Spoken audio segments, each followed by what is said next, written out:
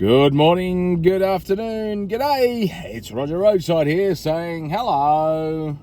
Hello.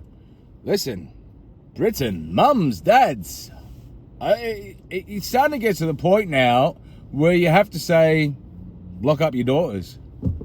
You just got to lock up your daughters. I mean, it's getting beyond a joke, if I'm honest with you. And, you know, I've said this a few times, you know, yes, okay, look, the sun's out, the sky's blue, isn't it wonderful? Yeah, look, it is. It's great. It's great to be in this sort of current climate, and you know, things don't seem as bad. But then you hear stories on the radio, and you hear stories in the media about certain people being either let off or not being kicked out of the country after they've not only just abused, and not only just sexually abused, not that you know, sexual abuse should be taken lightly, but when they've actually, like, they physically raped a girl.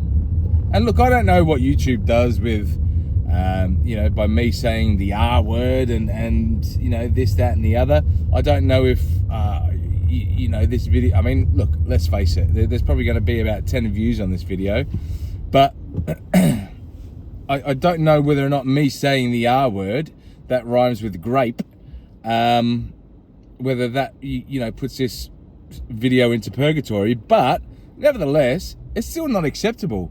There's been two stories that have come out today that have really boiled my blood. One was a chap up in Scotland, an illegal immigrant that went to court for sexually abusing someone, and fair enough, he got charged with it and got sent to prison. Great. But the lawyer tried to get him off on a technicality, in the sense that their defense was that he'd been away from his wife and kids for a long time. So, you know, that was the reason why he had acted the way that he'd acted. And it's that sort of, you know, the sheer fact that was even presented to the judge, to me, is just an absolute dog's act. You know, that lawyer should be ashamed of himself. It shouldn't be made to, you shouldn't be able to do that, because the problem with everything that gets done in the law, in the law system, and that gets done in courts and with verdicts and stuff like that, when you start getting judges that start to impose their sort of lefty woke ideals, the problem is that they then set a precedent. So, okay, fair enough. On this occasion, the judge said no to that and ended up charging the devil, and you know, that's fine. But you know, another lawyer tries that with a more left-leaning judge, and who knows what the outcome's going to be, because there's already been an outcome where we were trying to deport a guy from Nigeria who had not only committed a crime by sexually assaulting and improperly or imprisoning someone by force in Manchester, not only got found to be doing that, but he raped a 19-year-old girl in Wrexham. He raped a 19-year-old girl in Wrexham.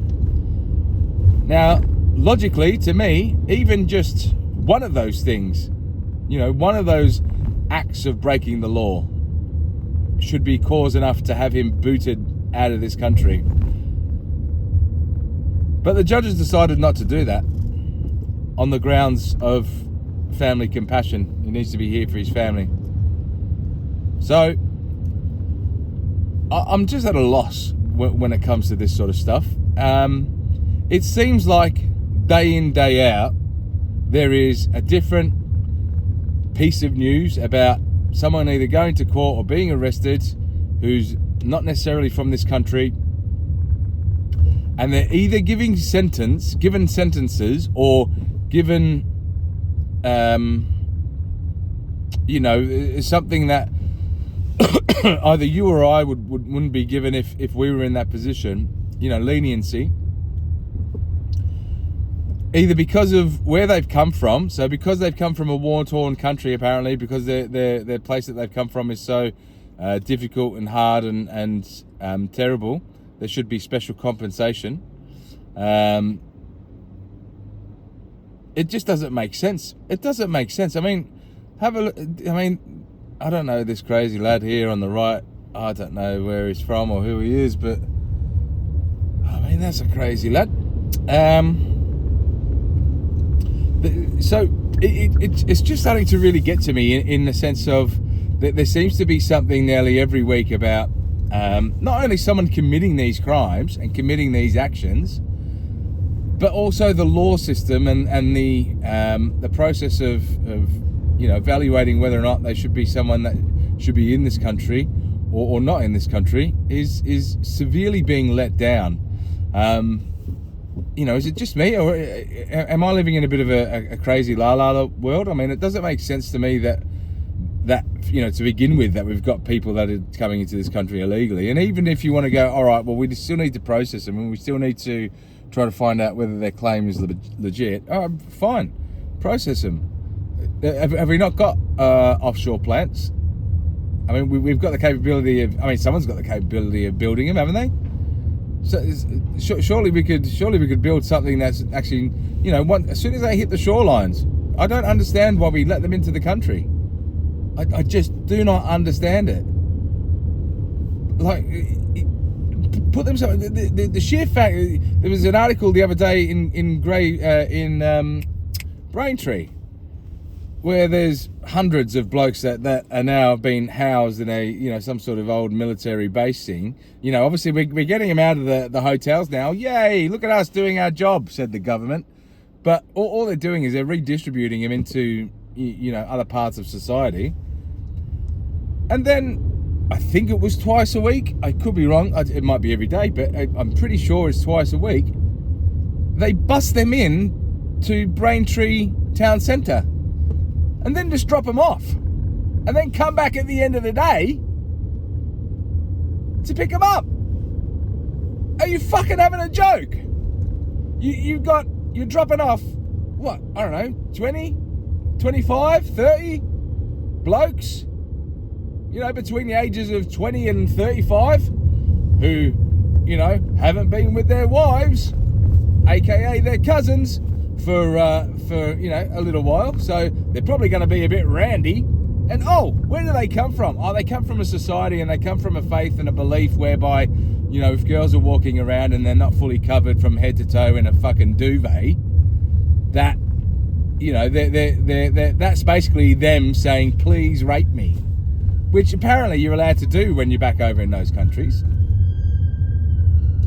So explain to me why it's acceptable behaviour for the councils and the local government and the government to just be ferrying groups of blokes into the town centre of a village and a town such as Braintree and expect nothing to happen and just expect there to be absolutely no problems with that, when we've got instance after instance after instance of these guys being put up in front of a judge and having the defence put in front of the judge saying, oh yeah, but in my country we're allowed to rape girls, or I didn't know you weren't allowed to do the things that I did. I didn't know, like the guy in Epping, I didn't know that you weren't allowed to kiss 12-year-olds on the lips. No one told me that we could do that in my country.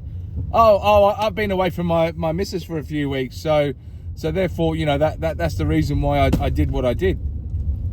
Like, it's just, our governments and our councils are just so flipping stupid.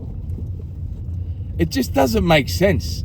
It does not make sense at all. But anyway, look, get your comments down below. What do you think? Am I making sense? Is it something that does it ring true? Am I in the wrong here? Should we not just be taking any person that comes in over the channel and just giving them, every last bit of bread and our resources and all that sort of stuff, and then just letting them play with our kids? Fuck it. Just let them do it, because poor them, they've come from really shit backgrounds and stuff like that. So look, what do you think? But for me, if I'm the prime minister, I was going to say president then. If I'm the prime minister of this bloody place, do you know what message I'm giving out to every mother and father out there across the country at the moment? The message I'm giving out is lock up your daughters. Lock them up.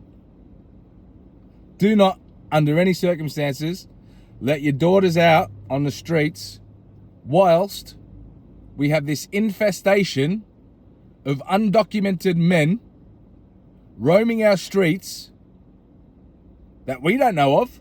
We don't know who they are. We don't know what their background is. We have no idea what they're capable of. And we can't control them or police them. Mate, lock up your daughters. That's all I've got to say. That's Roger Roside signing out, saying be good to your mum. Mate, it's just, I'm flabbergasted by this. Flabbergasted. All right, ciao. Ciao.